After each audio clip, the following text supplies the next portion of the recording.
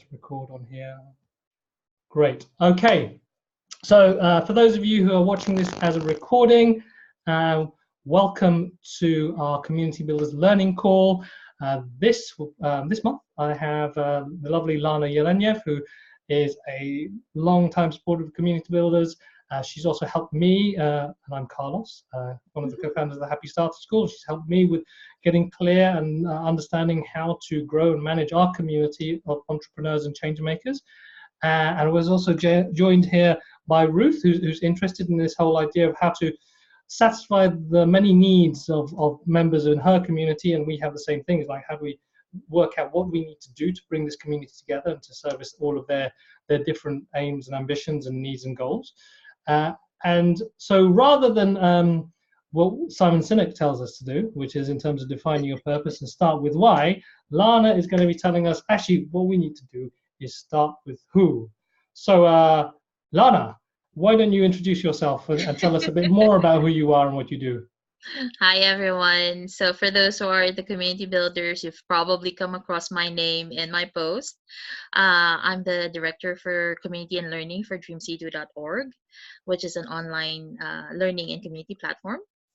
I've been in the field of education and learning experience design for how many years now, and community building is actually one aspect of the things that I've been doing. So I've started with community building within school setups. I've once managed a center for boys when I was in the Philippines, and it has evolved with doing different projects for different NGOs.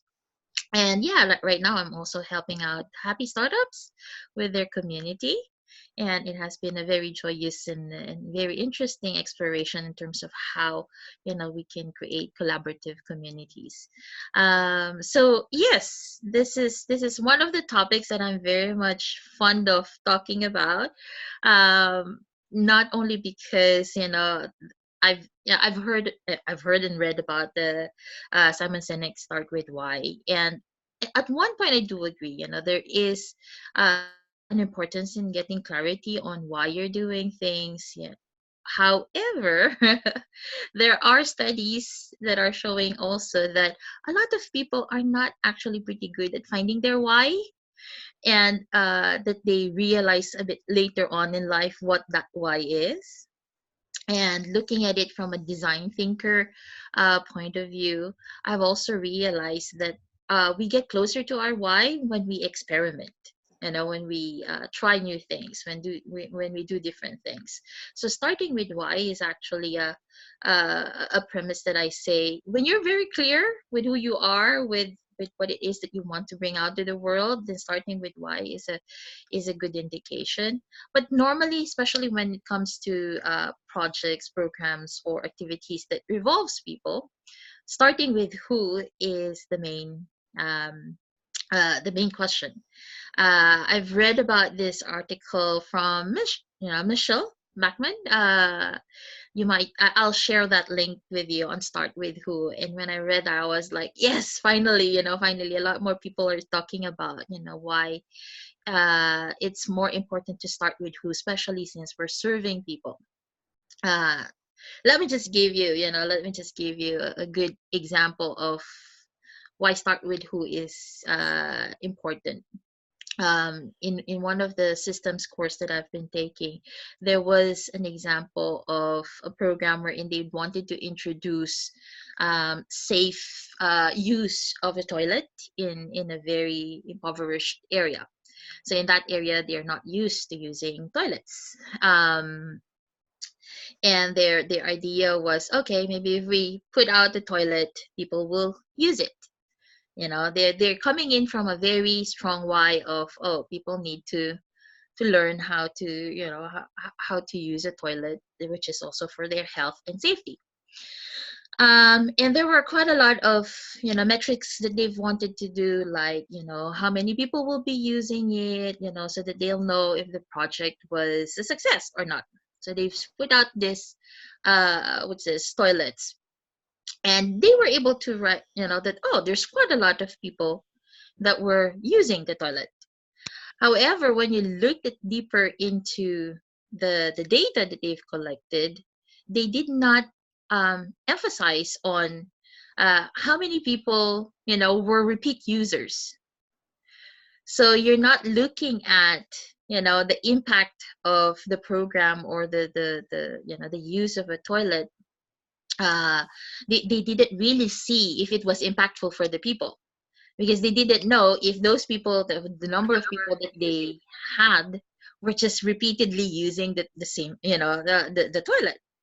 So this is a good indication of when we start with who, we get to look at, what are the programs, what are the activities, what are the projects that would benefit them the most, instead of starting first within that lens of maybe this is how we can do this. So another example was, what's this? There was this project with Acumen wherein they've given nets for for sleeping, so that there won't be malaria, for mosquitoes. And they found out that not a lot of families are using the nets for their bedrooms.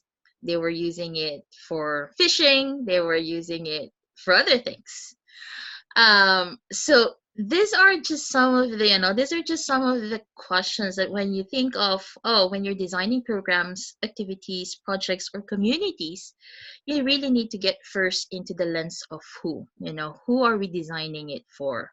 Who are we steering in terms of change? And that's why this topic is something that is, very, very important for me. Carlos, questions. Maybe this is also a good place, that we can start questions. I'll be sharing some tools later on. And yes, we have the youngest community builder to join us. Hello. The things that sprang up for me when you're talking, well, with something that's very alive for me at the moment, I was talking to someone today about they're trying to start the business, not necessarily community, but I think the analogy here is that they're trying to start a business. They've been told that actually to get really clear about the vision and the purpose, and what is the purpose, what is it you're trying to do that's broader than just the business, and that got a bit mixed up with also personal purpose. Why am I doing it? What's my purpose? And that isn't necessarily an easy thing to answer, and it isn't something that's also not necessarily fixed unless you've done a lot of work beforehand. And so if that becomes the hurdle to cross, yes, first before you can do anything, exactly, it doesn't necessarily serve you starting with why. Yeah, exactly. And what I hear is there's this iterative journey, this feedback loop of you find out who is it you want to help, understand them more, and then on that journey maybe you start to get a bit clearer as to your own purpose, but yes, try not to be stopped by that. I'd be curious to hear of if there's any other experiences from Mel or Ruth or around that idea of starting with why and starting with who, and if they've actually thought about it in that sense. Oh yeah, I mean, I think one of the challenges is if you don't actually have many active people in your community, then starting with the who, I guess you would be looking at personas and who you would be wanting to attract. But in a way, you have to have a sense of why they would want to contribute in order to get them to engage and to make the environment in such a place that they see that there's a reason to come and join the community and stay, like you said, like to continue coming back and contribute and become an active member. So I think, yeah, I sort of think there might be times where maybe you do have to think about the why as well as who. I don't know how much they can be thought of separately, if you see what I mean. Mm-hmm.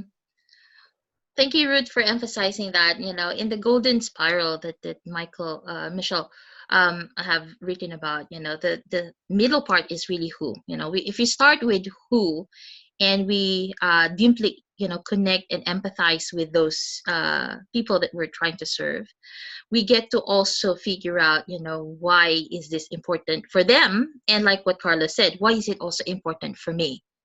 A big part of the things that I do with my clients is I always give them that lens of, you're not only looking at, why are these things, why are these needs important for the persons or for the community that you're serving, but also why does it relate or resonate with you. So you have, as a founder, as a community builder, as a community manager, you need to also bring yourself in the equation.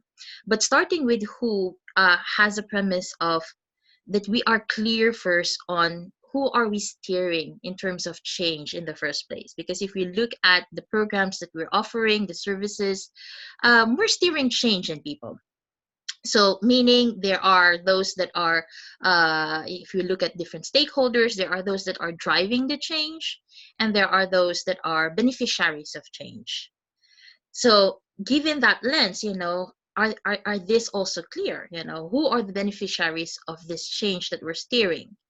If you say, I'd want to work with single mothers. Yeah. Are there other specific factors or specific information about single mothers that you can add in to really get to know them more? So what is it that they need? Where do they usually go? What do they usually have problems with or challenges with? What are their strengths? So the starting with who is really opening you up to creating that persona, if you want to use that language, of creating that persona. But alongside the creating that persona is also creating or mapping that journey of where that people is in their life. I like using Virginia Satir model, of the theory of Virginia Satir's model of change. Let me see if we can just share that quickly here.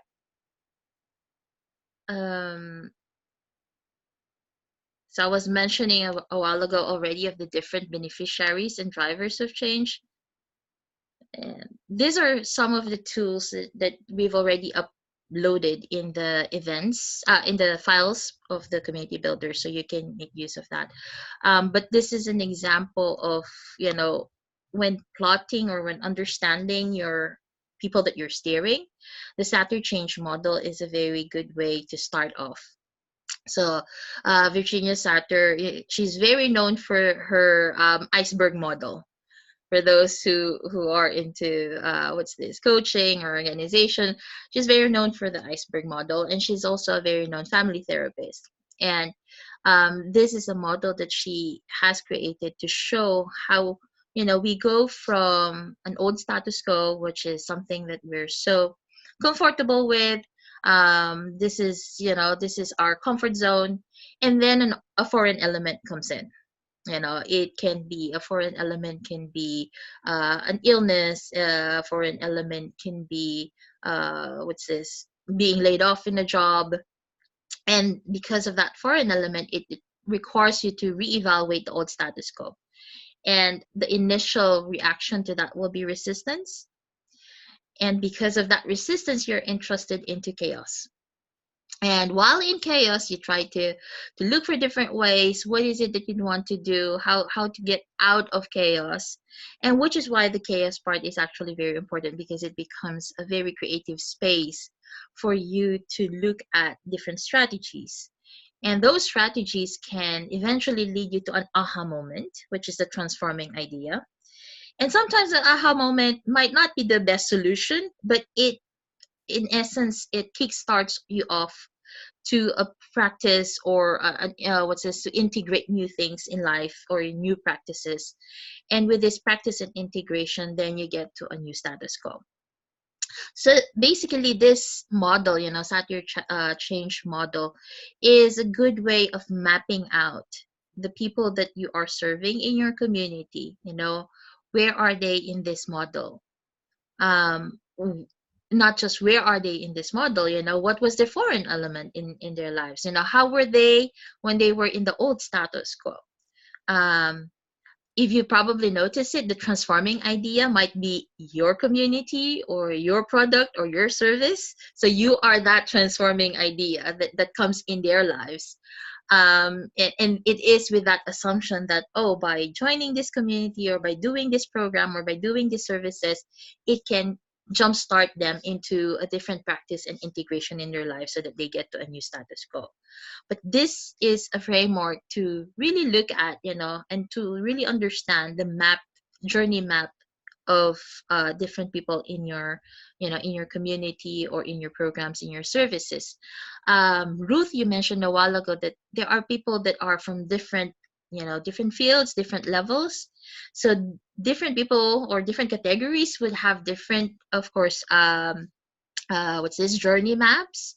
So the clearer you are in terms of the profile of who you're serving, then you can also create different journey maps to show, how they are, how did they come in the community, what was the foreign element that entrusted them in chaos, how do they behave while in chaos, what are the things that they're looking for. So this is a good framework to just start off in really looking at who you're serving and what it is, that they need, what it is that, that they feel, how it is that they're reacting to change.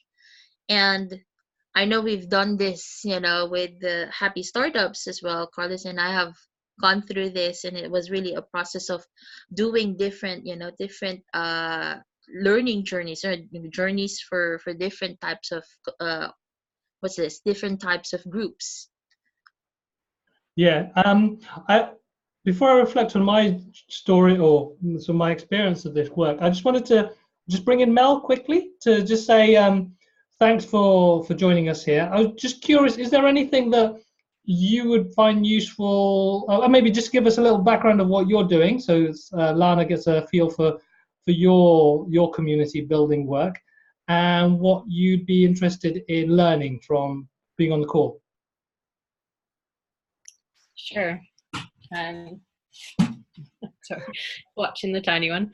Yeah, so I have a community of parents, two communities actually now. So one is Ordinary Super Parents. So I essentially built the community that I needed the most. So the who and why, I think, were just merged for me. I just found the people that I needed to be around, and built it from there. And the needs were my needs, which were therefore the needs of the people that came in the community.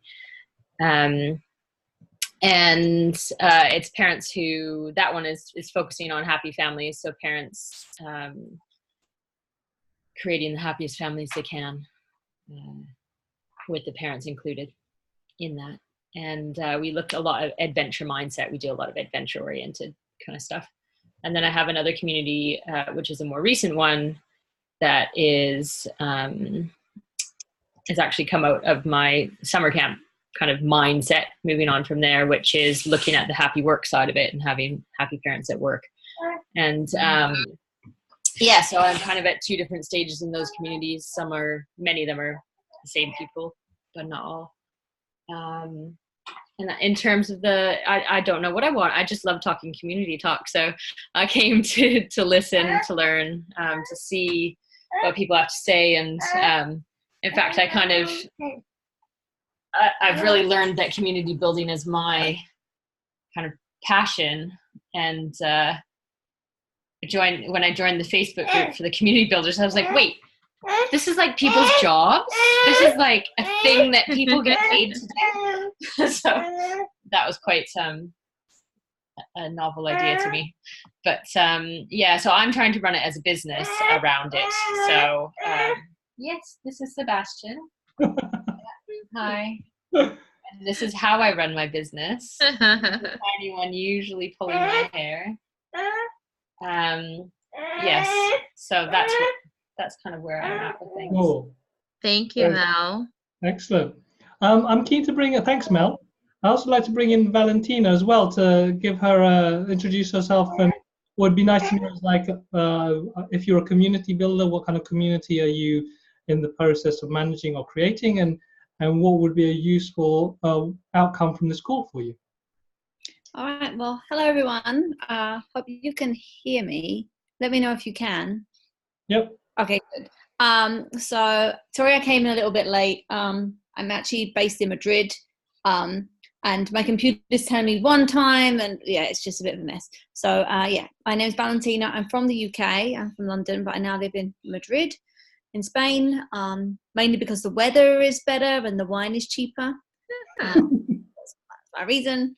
I am a community builder. I started community building when I moved here, and I have a community here called Eat Out Madrid, which is basically a Facebook community that I started when I moved here because I love to eat and I wanted to eat in the best places, and I didn't want to waste time walking down the streets or going onto places like TripAdvisor where you just don't know if the reviews that people are writing are genuine reviews. So I started this group. We now have 5,500 people. Whether they might be based here, they might have lived here before and left. Basically, we just talk about food and where the best places to go, because I was trying to keep it positive, because I just feel like it doesn't make sense to talk about where not to go, because then it just becomes this negative space of people just being horrible to people, places, and that's not what we want. So that's my main community. I've kind of created a sister community to that called Eat in Madrid, to kind of separate the people that like to cook at home, where to find ingredients. There's a lot of people here that are not from here, so they're missing things that they would normally cook at home, and things you would use to make those dishes. So I kind of separated it to have two kind of separate areas. I'm not making any money from it Yet.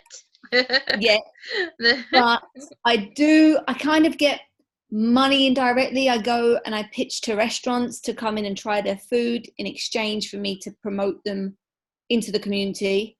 So they give me free food. So I guess that's some sort of money kind of thing. I've been too scared up to now to actually ask for money, because it's just a huge step is when you're asking for money for anything from anyone.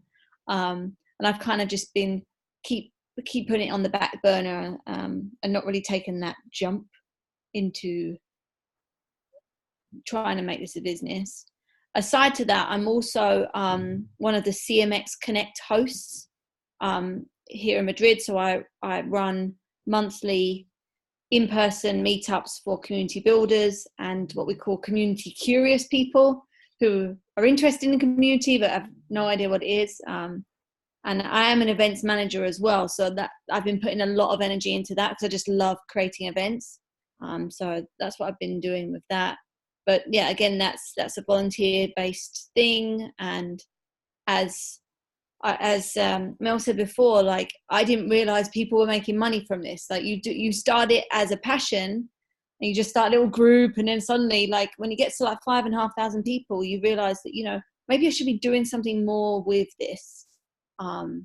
So yeah, well, I guess what I'm looking, and I've been looking for a while, is like, what should be my next step? Like, if there is a next step, or yeah, I just keep doing what's comfortable and never really kind of step outside the box. Interesting. Great. Thank you very much, Valentina. So what I heard there is that you're pouring a lot of time and energy in holding this space, this community, and that needs to sustain you somehow. You need to work out what that means. Yeah, pretty much. You know, whether that's commercializing or finding some other creative solutions to do that. Did I hear you correctly? Yeah, no, that's completely true. I guess I just keep putting it in the back of my mind. It keeps being on my to-do list, and I never scratch it off.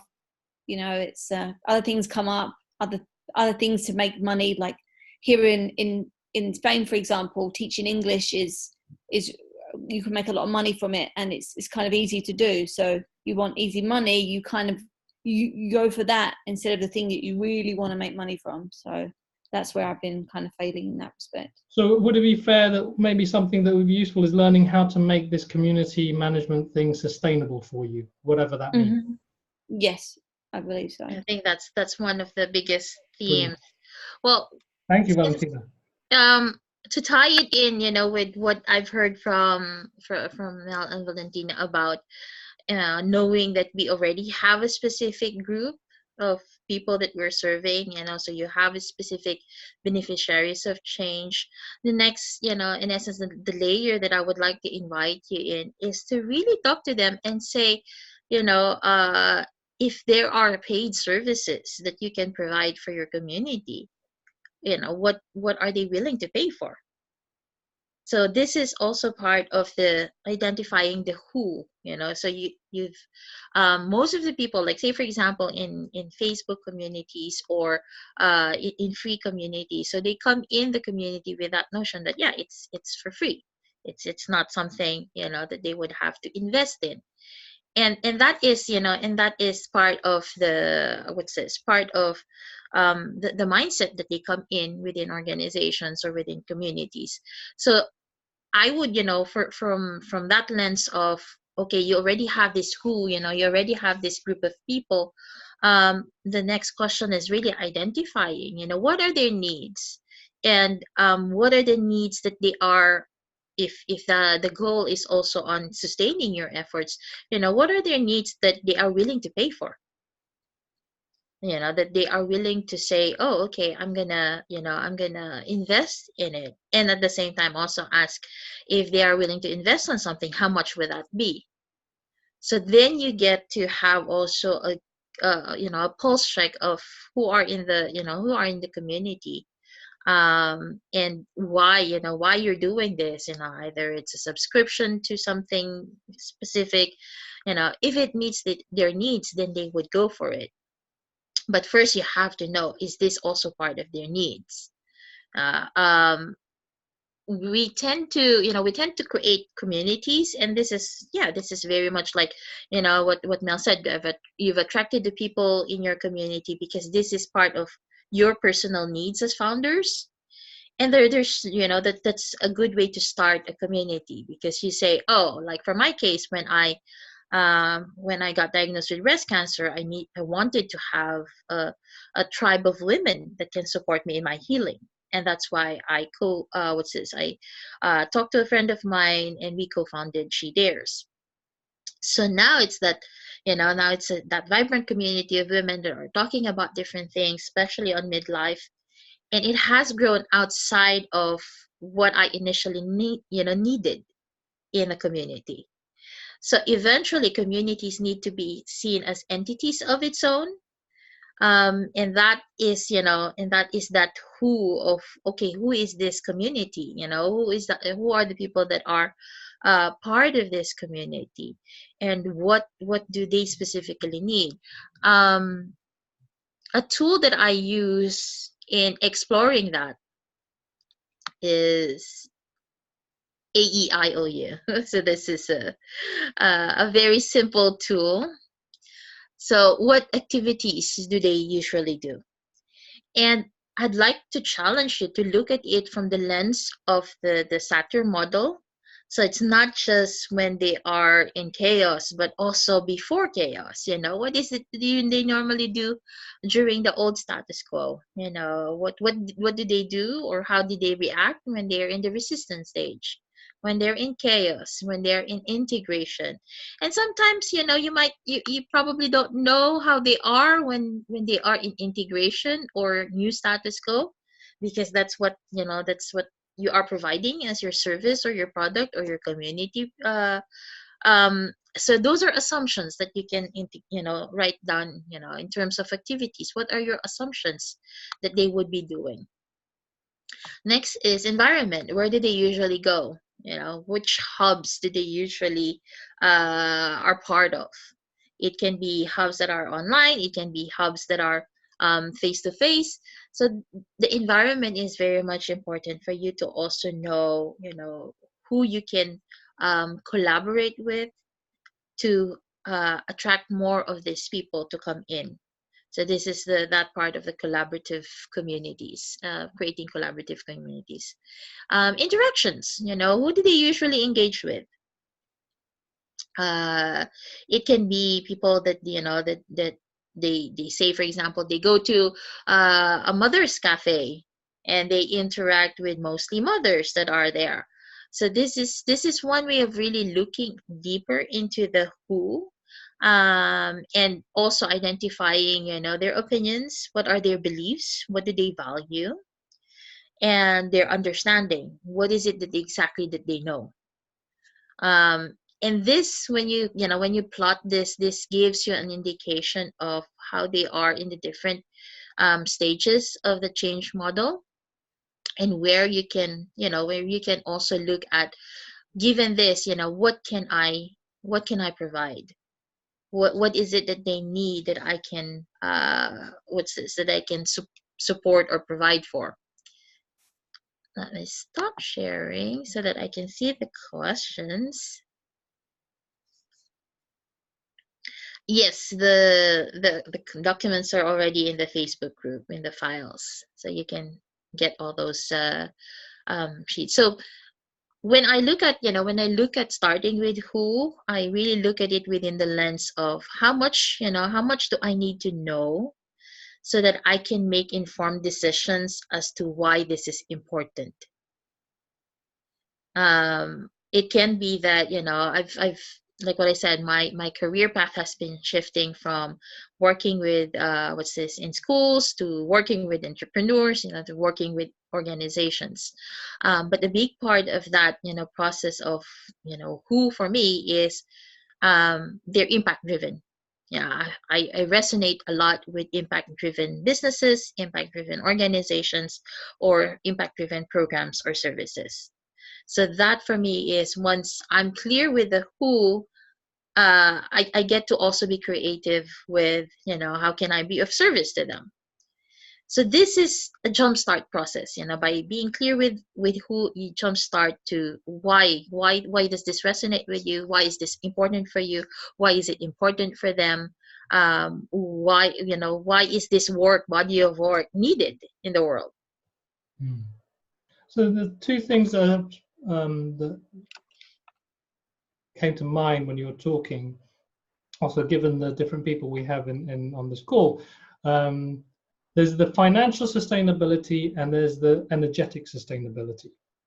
And then when I was looking at that AEIOU model of looking at things, from an energetic sustainability point of view, and I'm talking personally now here, is like, where can I focus my time and energy that's going to create impact for the people I want to create impact with? So if you've got 5,000 people in your community, or 500 or whatever, they're going to have lots of different needs and wants and goals. As a small team, trying to manage all of that is yes, you can't do it all. That's going to be hard. So there's understanding, is what I see there is a map of understanding of what people want, just purely from the transformation, the change you want to make. And then from the commercial side of things, the financial side of things, of that mix of needs and chaos and transformation they're looking for, which of those are most clear and understandable in terms of, I'm willing to pay to have that transformation happen for me, or to make that transformation work? Because some things you wouldn't pay for, well, you don't necessarily understand that that's something, isn't something that you'd want to pay for straight away. And there are things that are clear and simple. Yes, just solve that problem for me right there and then. Yeah, exactly. Does that make sense to you guys or gals in terms of where I'm coming from on that? The thumbs up if yes. If not, please feel free to say, no, you're talking rubbish, Carlos. Yeah. No, this is definitely, we've had a lot of these conversations, Carlos, with when it comes to really prioritizing, which is why niching down is actually a big service for those who say, oh, I just want to start something, to create impact to a specific group of people. By niching down, you get to refine your products, your services, your onboarding, your your way of relating, your engagement with people. So by being able to say, okay, I'm only for parents who are working with children that are between the ages of this to this, so you can also focus and put on more of that lens of, if these are the group of people, what are the specific needs that they have, and then you can tailor whatever projects, activities, or onboarding process or retention process that you want for your community based from that. And then you don't have that very wide lens of attending to everyone, and then eventually not really getting into the heart of what needs to happen. So this is also one, you know, one part of why in the art of gathering, I really love what Priya Parker mentioned of exclusivity is kindness. Mhm. I just had a quick a bit of feedback from the Facebook group. Yes. Jill is watching. Thank you, Jill, for watching this. There's actually a bit of feedback for Valentina, or some thought for Valentina. She says, would it be better to consider her restaurant community as her sustainable source, I assume sustainable source of revenue, and her restaurant goers can be a powerful part of earning from the eateries? I'm not sure if that what that means, but does that make sense to you, Valentina? You're muted at the You're moment. muted. Sorry, I muted you before. I'll unmute you now. There you go. We can hear you now. Yeah, hello. Somebody suggested this to me before, like working with the restaurants to make the money, like taking the money from the restaurants rather than taking the money from the community members. But I've kind of written down brainstorms, and I've kind of got pros and cons for the both of them. Because being in Spain, obviously English is not the language here. I don't speak Spanish enough to be able to converse on a level which I think is enough to work with companies. My husband is Spanish speaking, but I can't just have him all the time translating everything. It's just not, it doesn't look professional. And as much as I'm trying to learn, I'm sure those who are trying to learn a language, it's really hard. So that is like up there on one of my kind of prongs of my brainstorm, is to work with the restaurants. But my community is in English because I speak English, so I feel like I've got more of a chance in making money from the members because we're all just speaking in English. But yeah, it's something I've looked into, and when I do speak Spanish fluently, then I can explore that a bit further. Awesome. Okay, well, I think that gives context for Jill now for her suggestion. Thanks, Valentina. And Valentina, you can also make use of the Saturn model to map it out for restaurant owners, so that you can really pinpoint us what is, you know, what is their chaos, what is going on, and to be creative with what can be programs or services that can be, you know, for them. This is, you know, it's a good question on niching down. Mel said she has a resistance to. Would you want to share more on that, Mel? Yes, I can. I have two kids in the background now. So, yeah, I think for me, I'm really keen that my community is diverse, and that's actually quite a strong value for me. And I really want, so parents, one of the phrases we always use is the whole cliche of it takes a village to raise a child. And it's not just other parents that actually help do that. So we have grandparents in the group. We have people who just want to be like the aunts and uncles of parents. And our community is diverse in that way. And I think there's this kind of beauty to that. Like, you know, like in the First Nations in Canada, they're always talking about the elders who support the rest of the stories and the history. And I think for me, I'm really keen to have that diversity, which is what stops me from niching. Now, you know, that being said, I see all the benefit of that. I think that chart is amazing, by the way, and all the like customer profile, the stuff that I want to call people and talk to them and stuff. And that actually gives me a lovely framework to put the answers to, instead of giving me questions. I know what boxes I'm trying to fill. But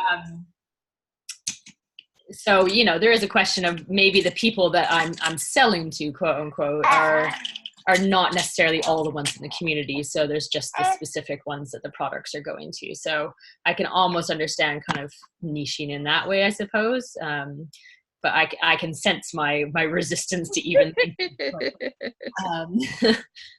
So yes, I think that's my thought, I suppose, because it's a pretty strong value of mine to have that diversity. Thank you for sharing that, Mel. I do, you know, I do understand and also have that lens of, when you know, when we somehow exclude others, does that mean we're not diverse? or does that mean that we're not, admitting other people? However, if I look at, the premise of, it's like when you're in a dinner table, right? When you invite certain people in a dinner table, say for example, it's for a dinner of 12, um, you need to select who would be in that dinner table to make it, to make that feast, to make that dinner a success. And because you only have a limited number, yeah, you need to be able to say, okay, I'll be choosing wisely who I would invite in, and probably even choosing where to put, to put people in on the table, who do they sit next to. So this very strategic way of of bringing people together is also a lens of what we are doing in a community. We're bringing people together, we're gathering them in a community. And if we're not also clear in terms of the, say, certain boundaries that we have in the community, or we're not clear in terms of the different, topics that we would, be talking about in the community, what would happen is we're gathering people, and then the conversations goes north, south, east, west. It goes all over the place. And this is why the why, the who is very important, because then if you can say, it's for conscious oriented parents, and then you get to define certain parameters as to what this community is all about. In this community we talk about being present, being, happiness. So there are, um what's this there are parameters that then you get in that sense of, this is the who and these are the parameters. Let me see. Yeah, it can be, yeah, definitely the niche is the topic, the value, and the beliefs. Those are definitely part of, identifying who they are and what do they believe in, what are the topics that they talk about, what is it that they value. And one of the questions that I've posed, the opinions, what are their beliefs, what are their values. What this reminds me of is, so in our community, the Happy Startup School, we have a guy called Alan Wick, and he talks about psychographics as well as demographics. And so there is not necessarily based on industry or age or stage of life, but also in terms of the common values and goals, which I think Mel is alluding to there. So using that as a way to constrain. The other interesting thing that sprang up for me as well with this conversation is around there are, when we think of niching, or when I've talked to people who are purpose-driven, this is not just about the money. This is about broader mission of connecting people. The idea of niche is just horrible because it sounds like exclusion. But at the same time, there is a subset of people that need more specific help, and are more keen to get that help. And it isn't that you're neglecting everyone else, is that there's a kind of a more specialized service process that you give to them that they're willing to pay for because it's going to accelerate that transformation. While there's a broader set of people who are happy to just go along, and I speak, even for our community, there are people who are wanting to, our community, we're trying to help people build businesses, and some people are still just happy to just go at their own pace because they're not ready to accelerate, and some people want to go a lot faster. And so you can provide different services based on how tangible that need is. And that's where the value proposition can come around without niching down or excluding people. That's what came up for me when this whole conversation of niche came up. Yes, definitely. This is one lens in terms of how you can provide, the how part of how you can provide the best services or products or experience for your community. By really understanding who they are and what it is that they need, then you can also be more creative and, okay, so how can I serve them? in one of the I can give, Happy Startups as a very good example, has three different groups of individuals that they are serving, from startups to grow, to lead. So these are three different pathways in the people that they're serving, and with these three they have different needs. So it might be that they share common values of their purpose driven. It might be that they have the common belief that there's more to business than just the rigidity of hustling. So they have common values, common mindsets that they have within the Happy Startups. But then there's also a specific set of needs. Like, imposter syndrome will be different when you're in the startup stage as compared when you're in the lead stage. So this is one way of really looking at who you're serving, and creating, certain buckets somehow of identifying, the different, like what Carla said, not psychographics, not just demographics of people.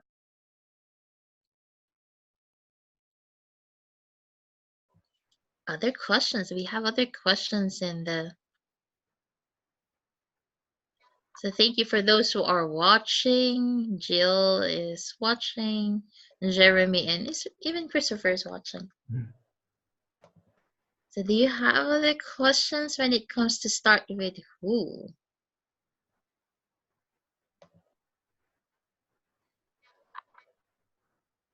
I can I can share with of from a community builder perspective, starting with who is actually this. It's like the lifeblood of the community. By knowing who you're serving, you get to really identify what is the end vision that you want to take them. I did this master class yesterday on the theory of change, wherein after looking at who you're serving, then the question is, what is that envision, what is that dream in mind that you have for this specific community. And this is one of the exciting part of the exploring the who, because you're not only just looking at where they are right now, but you're also going to look at how you're bringing them along to a specific journey. And within communities, not just with products, services, and programs, within communities as well, there is a specific journey that you're bringing people in.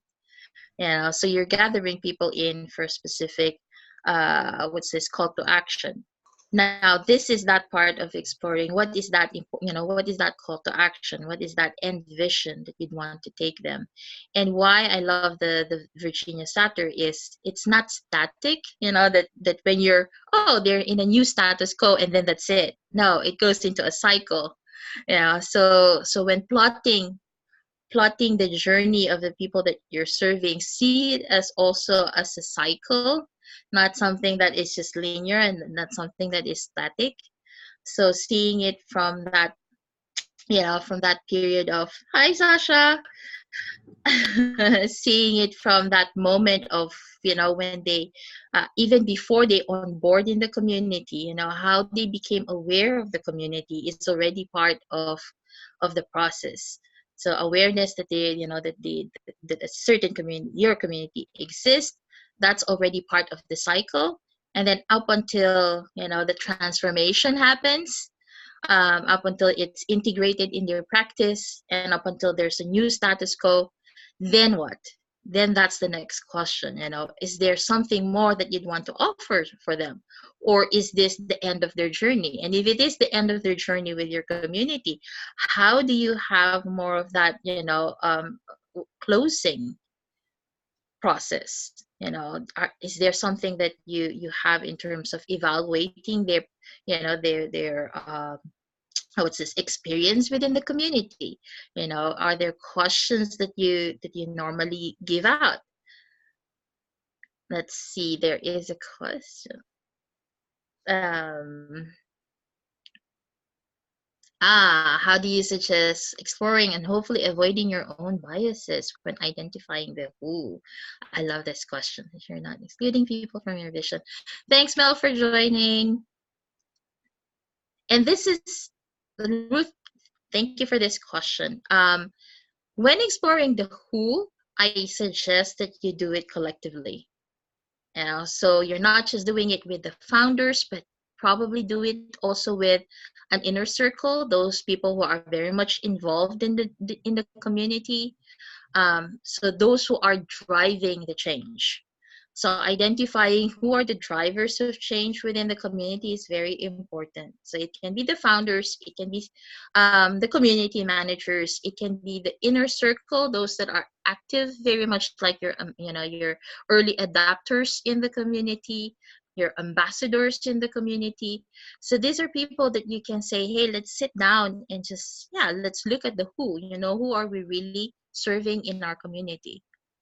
And then you get a lot of lens from different people, from different perspectives, and even even the in paid communities or brand communities. Yeah, you can even put in the management, in terms of their views on who are we serving. So having that, different lenses in terms of who can definitely help in exploring it, and yeah, avoiding your own biases.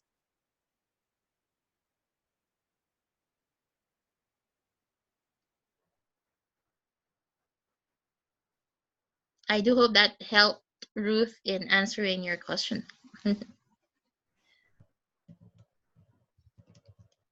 Sorry, I lost the unmute button. No, that was great. Thank you. I think it's something that's really easy to get into inadvertently, just not realizing your own biases or your limited experience, I guess, until someone points it out to you. So yeah, thank you. Yeah. So welcome, Sasha. Sorry, I'm late. So we're 4 minutes before the time. Any other last question on Start With Who?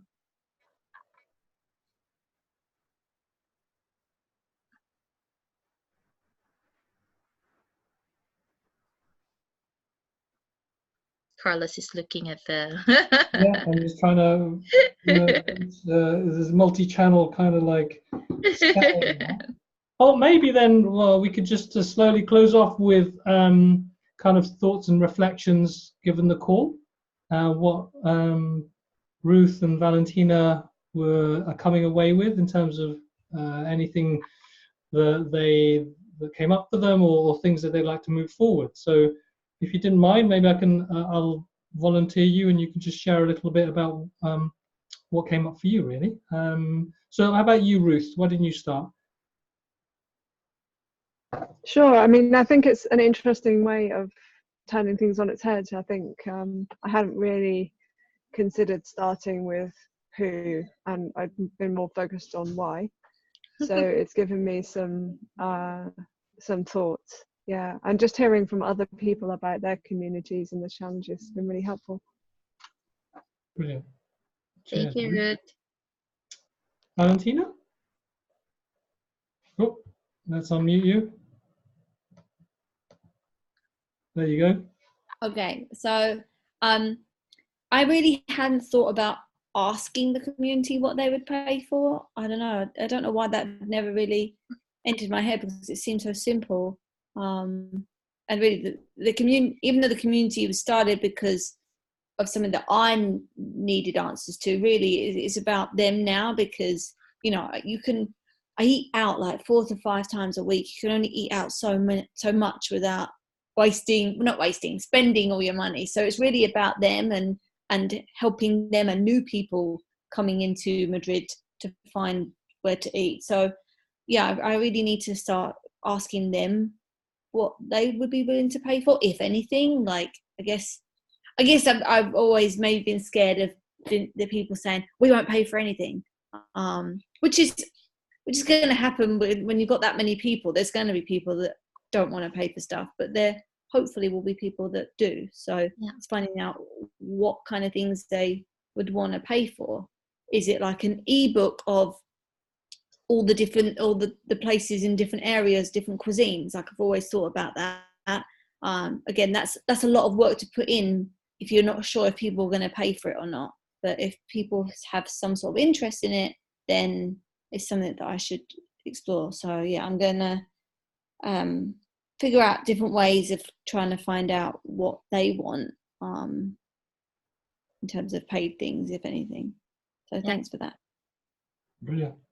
And Valentina, I guess the other part of the starting with who and talking with them is also identifying who are in your community the active members that can be part of that inner circle of dialogue, because especially those that have been in the community for a long time already, that have gotten value out of it, then you can really have that deeper conversation of, what value do you get from the community, and are there services or products that I can offer that you're willing to that you're willing to pay for, to invest in, so that these are conversations that you can do within that inner circle, because then you have more informed feedback, because they're the ones who have been very active in the community or are longer in the community, and most likely can know and can share with you the value that you're getting out of the community.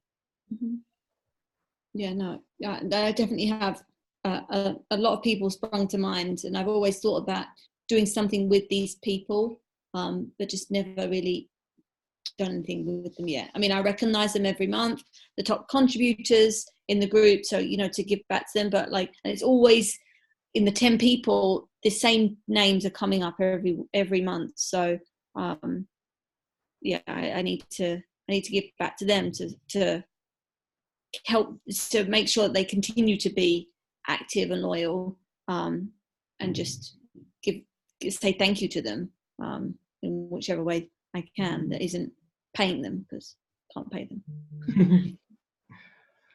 So here there's a part of that is showing appreciation for these people who are helping you hold this community.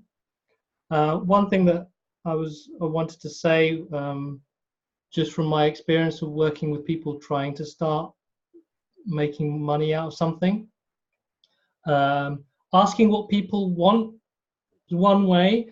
If possible, I try and also make it much more of an open-ended conversation as to just finding out more about their context, because sometimes you'll find something completely oblique that they haven't even thought about. Yeah, it lends itself to what Lana was talking about. What the challenge is, what is their context. Very much that IAOU model is at the heart of what we call customer development in the startup world. Just exploring all the different contexts they have, because there might be something completely random, nothing maybe even to do with restaurants, but something that really you're passionate about or interested in, that sparks a new idea. So just being open with that conversation, rather than purely, all right, what is it you pay me for to help you, in a sense. Thank you. Cool. Well, how about you, Sasha? How are you doing? I'm good. Still jet lagged. I just got back from Korea. For those of you who don't know, I hope you all know Sasha. Sasha's, one of the founders of this group here. He's the reason why Community Builders exists.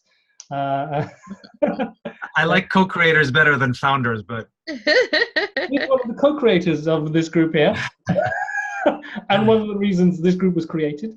So yeah, just to give you a bit of context and why he just popped into the call. But now that we're towards the end, thank you very much, Ruth and Valentina, for joining us and for contributing and sharing your questions. Thank you, Lana, as always, for sharing your My pleasure. knowledge. Thank you, Sasha, for creating this group in the first place, or co-creating this group in the first place. And yeah, until next time, everyone who's watching on Facebook and who's watching the recording, please join in on the next call. We'll be looking to announce that on the Facebook group, and also make sure you introduce yourself and post any questions to the video, which is now going to be recorded and on the Facebook group straight away. So if you're watching this and any thoughts, questions, feedback, please post it as a comment. Even also maybe mention whoever you want to target that question or comment feedback to, so they can be alerted to it. We'd really appreciate any wisdom and thoughts that you have. And the files are already in the Facebook group, so please do check it out if you want to make use of the forms that I just shared a while ago. Awesome. Great. Well, until next time, thank you very much, everyone. Thank you, everyone. Have a good rest of the day. Bye-bye.